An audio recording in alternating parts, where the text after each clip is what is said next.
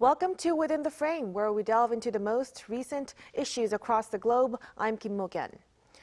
Now that President-elect Donald Trump has secured another 4 years in the White House, he's filling key posts in his second administration, rewarding longtime loyalists and aides who were his strongest backers during the 2024 campaign in his legal battles.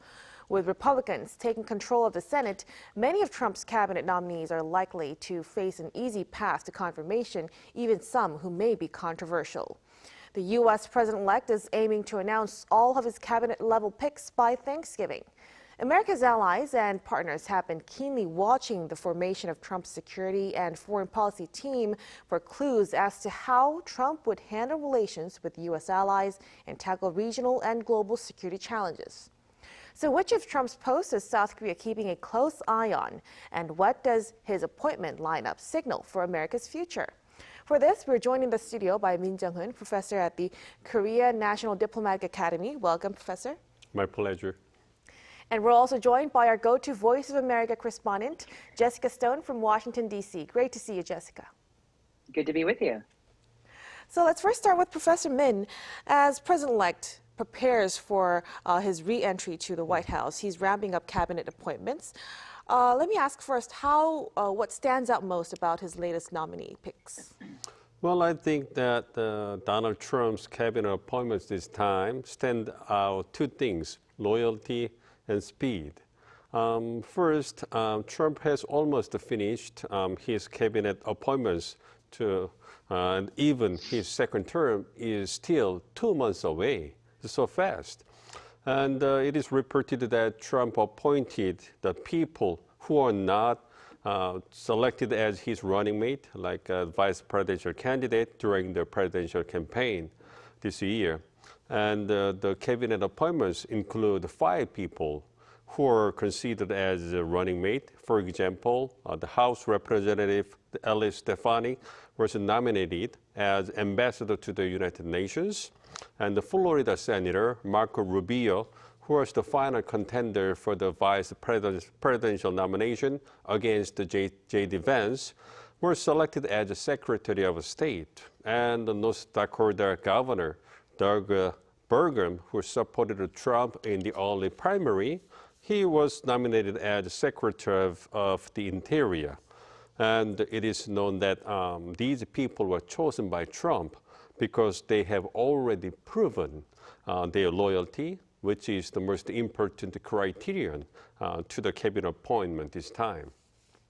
And meanwhile, Trump could announce his cabinet appointments very quickly this time because, again, he formed his cabinet based on people who have already been verified.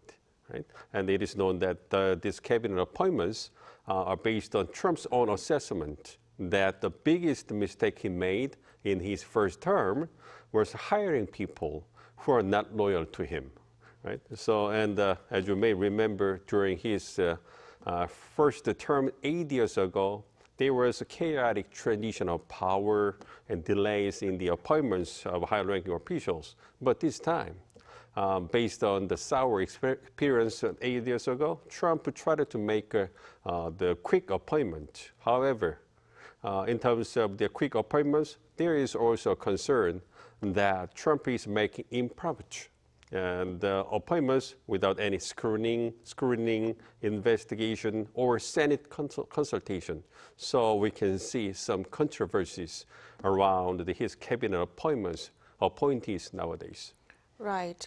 So how much loyalty and the speed of his selections. Now, staying with the speed of President Trump's nominee pick, Jessica, American news website Axios says it took an average of 8 days for Trump to fill up 12 executive posts in his cabinet, while President Biden and former President Obama took around 40 days reportedly to fill up as many positions. Isn't this a very fast pace, like our Professor Min said? What could be the reason behind such rapid appointments? So Professor Min is right that loyalty is a big part of these picks, but the other main criteria, as I see it, through looking through these names and covering this administration the first time around, is that they all want to make big changes to government. That's a priority for Trump. He wants to remake the U.S. government, make it more efficient, more lean, more responsive to the American people, and that's what he promised on the campaign trail. That's certainly something previous Republican candidates have promised before, and even Democratic candidates. I think of Bill Clinton. But the key here is the speed is part of getting that work started quickly. There is so much inertia in Washington, and Trump certainly learned a lot about that inertia for change. So many millions of people in this town work for the government, including myself. And so there is a natural inertia to changing that, to paring back government. And part of the strategy that he's employing here, which is really buttressed and supported by the conservative Republican movement and the Project 2025, is providing the list of people that can be appointed to the Trump administration on day one. They've created a big part of Project 2025 is not just the policies that they're proposing, but a huge database of people that are ready to go, ready to be appointed, and ready to work in the federal government to pare back the size of government, which is a key agenda of the conservative wing of the Republican Party. Right. Now let's speak more about the detailed nominees. Trump's choice of Matt Gaetz as Attorney General came just 2-hour decision. It was just a 2-hour decision made on an airplane. What's the local sentiment regarding this impulsive appointment? Well, you know, he may have been made a decision in 2 hours, but this Matt Gaetz has been a longtime supporter and vocal supporter of President Trump. He proved his loyalty during all of those hearings on Capitol Hill about the Russia allegations that the president and his team had conspired with Russia to steal the 2016 election, all of which proved to be false. And he also helped prep him at debates. Matt Gaetz has been a loyal defender of the of also the agenda that the Trump administration has to remake the Department of Justice, which now, if it confirmed, he would take over. I mean, on X, he said prior to being nominated, quote, "We ought to have a full court press against this weaponized government that has been turned against our people. And if that means abolishing every one of the 3-letter agencies from the FBI to the ATF, I'm ready to get going." Again, if confirmed, he would be responsible for doing just that. That if is still a big question. I mean, he is one of the more controversial picks. It's clear that Donald Trump was very excited to appoint somebody who would turn heads in Washington and even beyond for the appointment.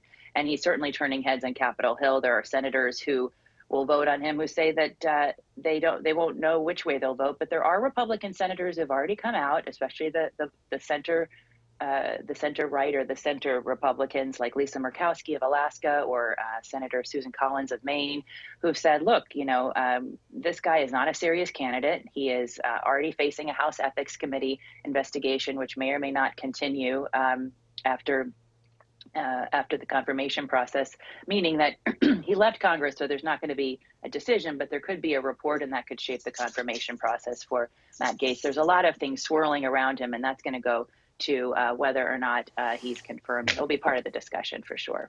Right, so we'll have to see if he has a thorny road ahead.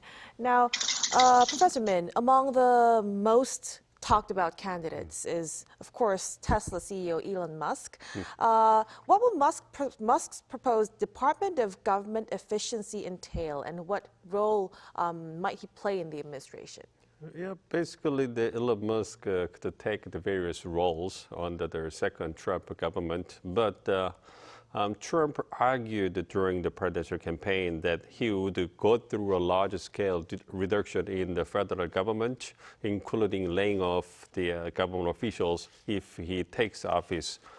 And Trump mentioned that government officials would be reviewed, and some of them could be replaced by loyal political appointees if they do not meet the qualifications. And such work would be led by Elon Musk, who would be the head of the Ministry of the Government Efficiency or Department of Government Efficiency. And it is known that Musk laid off about 80% of the existing employees when he acquired the SNSX in 2022. So then Musk argued at the Trump campaign rally that eliminating waste could cut U.S. government spending by at least $2 trillion. And according to the Treasury data, the U.S. federal government spent $6.75 trillion in the most recent fiscal year. So it means that Musk's proposed $2 trillion cut could reduce about 30% of total federal spending. And it is reported that Department of Education and the Department of Defense could be the first targets for the government reform on the second Trump government. So the Washington the political community are really the chaotic, or they're very upset about what's going on, under the second Trump government. Right, so this efficiency was about cutting spending mostly. Now, Jessica, Elon Musk is said to be actively influencing economic policy in major cabinet positions right now, which has reportedly led to dissatisfaction among Trump's close aides. What's the general atmosphere in the U.S. regarding the situation? Well, I would add to Professor Min's comment about speed that also part of Elon Musk's appeal to the Trump administration is that he wants to make things more efficient by virtue of deregulation, right? This is an innovator who has faced a lot of regulatory hurdles for his own innovations, especially SpaceX. And so part of the appeal for him to the Trump administration is that he wants to change that. And it's something that many of the other appointees that Trump has put forward also agree with, particularly the energy sector. His orbit is really known for having multiple camps of people arguing. I covered the first Trump transition and the first Trump White House. It was incredibly chaotic, and you would get a lot of leaks to the press because people were not disciplined and they weren't always on the same side and they were trying to push their own agenda. That dissonance is still happening perhaps on a smaller scale in the transition. We're already seeing that because of these reports to Axios and NBC News, where there is sort of the old guard, the people who have been with Trump since the very beginning, like Boris Epstein, who are now saying, hey, Liz, listen, this Elon Musk guy, he's trying to take over and push his agenda. But remember, this is also a man who contributed $119 million to the campaign. So it's certainly within the realm of possibilities that he might feel he can have that level of voice. And we know that he's even going to be inviting, he's just Trump is going to the SpaceX launch, I think in the next couple of days with Elon Musk. He has a lot of appeal for that reason because he is emblematic as a businessman of many of the complaints that Trump has given voice to in this country. But there's also the skeptics, of course, who say Musk's stock in Tesla has gone up by almost $100 a share since he kind of got close to Trump. So this is something that will continue to, I'm sure, cover this sort of tension with this administration because he does take a lot of business people into the administration, and that can represent some conflicts of interest. Now, then for South Korea now, the identities of key foreign policy and security officials are very important. Trump has nominated candidates for Secretary of State, Secretary of Defense, and National Security Advisor. Professor Min, what key commonalities could we assume from Trump's foreign policy and security team? Well, there could be the four characteristics that they share together. I think that Trump's campaign appointees, including the foreign policy people, can be featured as we mentioned, loyalists and young practitioners and hardliners on China and efficient alliance system or something like that.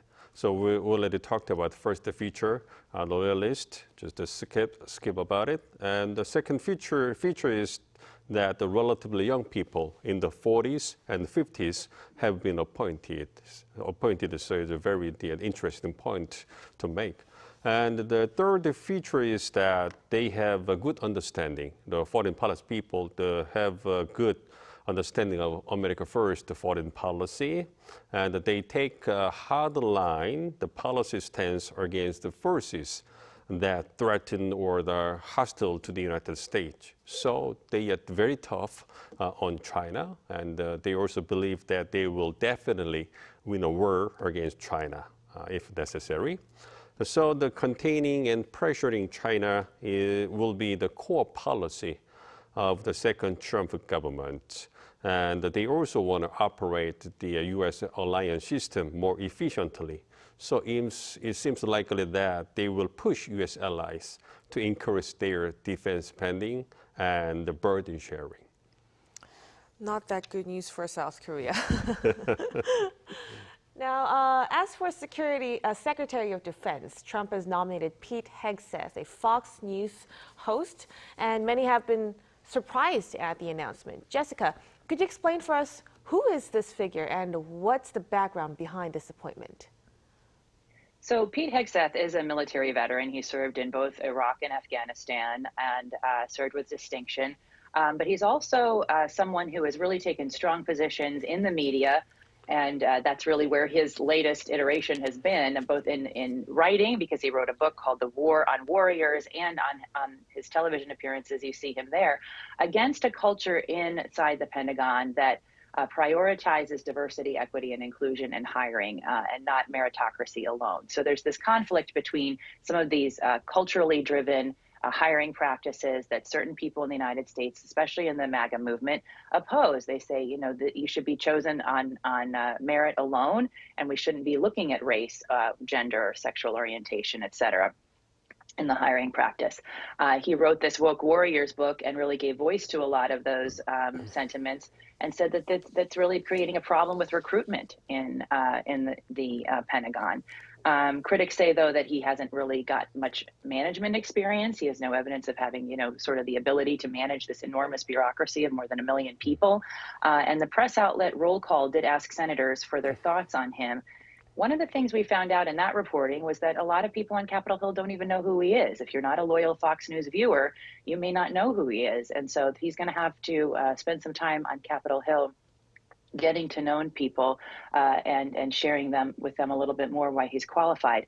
If I can, I want to make one other point on Professor Min's question too, which is Senator Rubio has already gone on the record talking about burden sharing and his philosophy on increasing alliances with other Asian partners in addition to South Korea. So so really investing in those alliances as a deterrent to China. So I would be hesitant to say for sure that this will come at a cost to South Korea, but I would just have you look at some of his stances already on rebuilding the alliances in the region. And some of that is something that the Biden administration has done. I think he's going to make the case to the American people, which needs to be made, that reorienting the U.S. government around opposing China in the economic and technology space and the defense space is in their interest, because within the next 5 to 7 years, we could see, you know, real impacts at home on the price of goods and on military action for Americans. And that case has to be made in order to win the American people toward that cause. And that's something certainly